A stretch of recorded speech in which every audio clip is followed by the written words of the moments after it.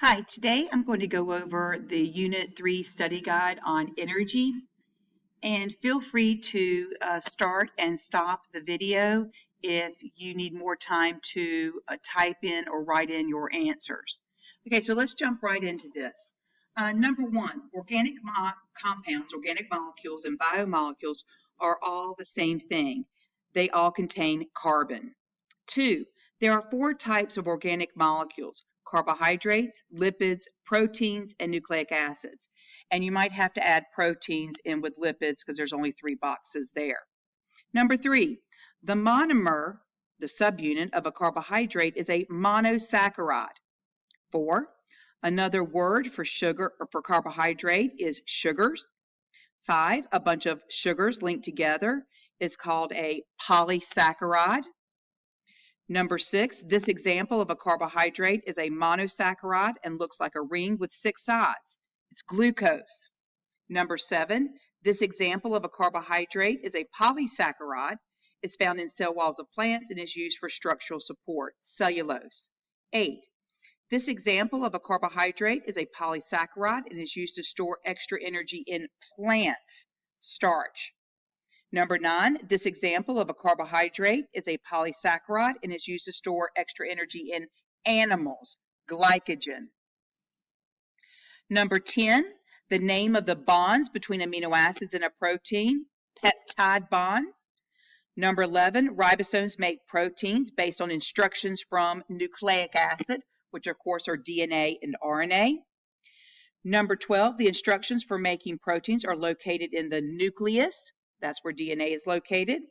Number 13, this type of protein helps move oxygen around the body through the blood, hemoglobin. Number 14, this type of protein speeds up, catalyzes chemical reactions, enzymes.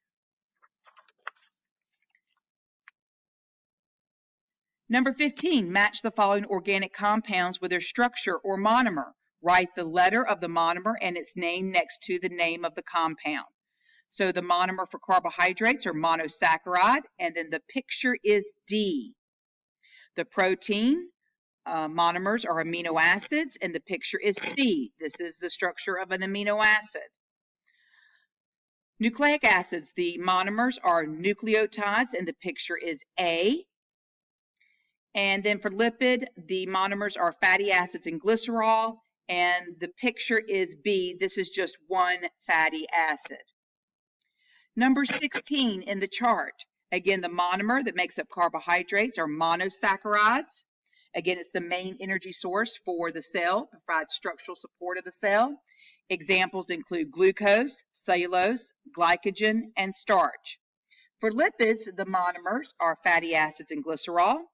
Functions include long-term energy storage, insulation, cell communication, found in the cell membrane.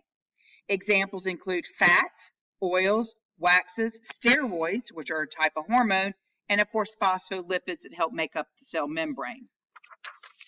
The rest of the chart. The monomers that make up proteins are amino acids. Again, proteins help rebuild tissues, so your hair, muscle, skin, nails, all made up of protein. They function in transport, cell communication. They act as enzymes. 3 examples include hemoglobin, insulin, enzymes. The monomers that make up nucleic acids are nucleotides. Of course, nucleic acids carry genetic information that is used to make protein. 2 examples would be DNA and RNA. Then a little bit about enzymes. The shape of an enzyme is very important. If you change the pH or increase the temperature too much, the enzyme will denature and will no longer work. So the chemical reaction will not take place if the enzyme has been denatured or changed. Number 18, the monomer or subunit that makes up enzymes. Remember that enzymes are proteins, and proteins are made up of monomers called amino acids. Here's a picture of the lock and key model of enzyme activity. Which arrow is pointing to the enzyme? It is B. This is the enzyme. It has a very specific shape. This is before the reaction, and here's the enzyme after the reaction. Notice it has the same shape, so enzymes can be reused again. 20, which arrow is pointing to the substrate or the reactants? That's going to be A. 21, which arrow is pointing to the product? So again, here is the reactant, the substrate, that again is produced into products. Number 22, which arrow is pointing to the structure that remains unchanged and is reusable? That is B, the enzyme is unchanged. So enzymes are reusable. So if the reaction in the picture above was hydrogen peroxide being broken down into water and oxygen by catalase or peroxidase, which would be the product? Okay, well, what's getting produced is water and oxygen.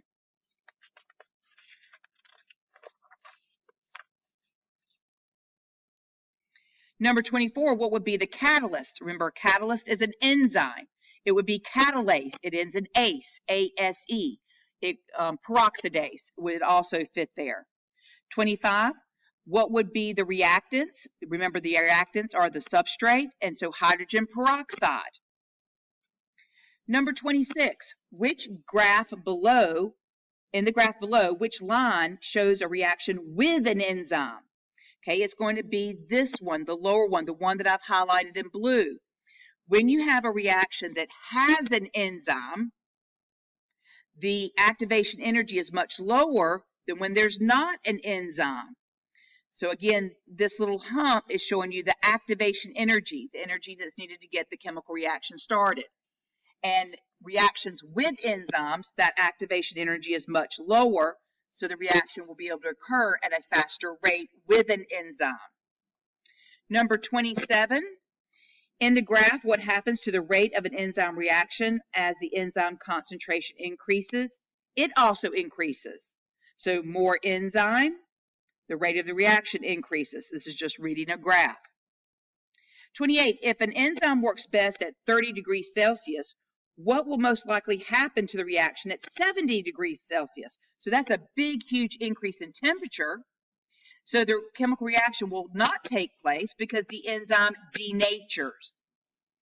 29 is referring to a graph on the next page, but it says enzyme Y works best at a pH of 9 and around 48 or so degrees Celsius. 30, the pH of the stomach is close to 1. Which enzyme probably works best in the human stomach? That's going to be enzyme X. And here are the graphs that you're reading to answer those questions. Then we've got a section of true-false. 31, enzyme structure is changed during a reaction. False. It can be reused. 32, enzymes are reusable. True. 33, enzymes work only on specific substrates. True.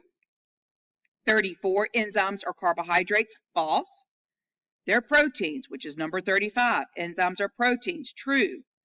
Number 36, enzymes work on all substrates. False. No, they're specific. Then a little bit about photosynthesis and respiration. So in 37, fill in the blanks to show what goes in a chloroplast. Okay, so what's the ingredients? What is needed for photosynthesis? Carbon dioxide, water, and light. So that would be these arrows going into the chloroplast.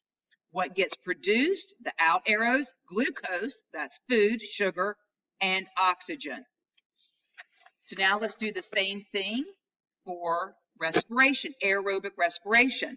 What are the ingredients for aerobic respiration? What goes in? Glucose and oxygen. What gets produced? There are three things: carbon dioxide, water, and a whole bunch of usable energy, ATP. 39, this word means with oxygen, aerobic, as in aerobic respiration. 40, which part of the cell performs photosynthesis? Chloroplast. 41, what part of the cell performs cell respiration? The mitochondrion or mitochondria. 42, which word means without oxygen? Anaerobic. Now here in 43, it says put these in order of decreasing amount of energy produced. Well, aerobic respiration produces by far the greatest amount of energy at 36 ATPs, and anaerobic respiration and fermentation are the same thing, so you can kind of put them together. They occur second with 2 ATPs. So you can see that aerobic respiration is much more efficient than anaerobic. 44. When do your cells perform fermentation? So when you've been exercising a lot and your muscle cells have run out of oxygen, it takes a little while for your heart and your lungs to deliver oxygen when you've been exercising a lot. Well, your muscle cells will switch from aerobic respiration, which requires oxygen, to anaerobic respiration or lactic acid fermentation. And so that burning sensation that you get when you're working out a lot, or the soreness you get, is from the buildup of lactic acid that gets produced during lactic acid fermentation. Okay, so again, if you need to start and stop the video to write in the answers, feel free to do so. Hope this helps. Good luck on your test.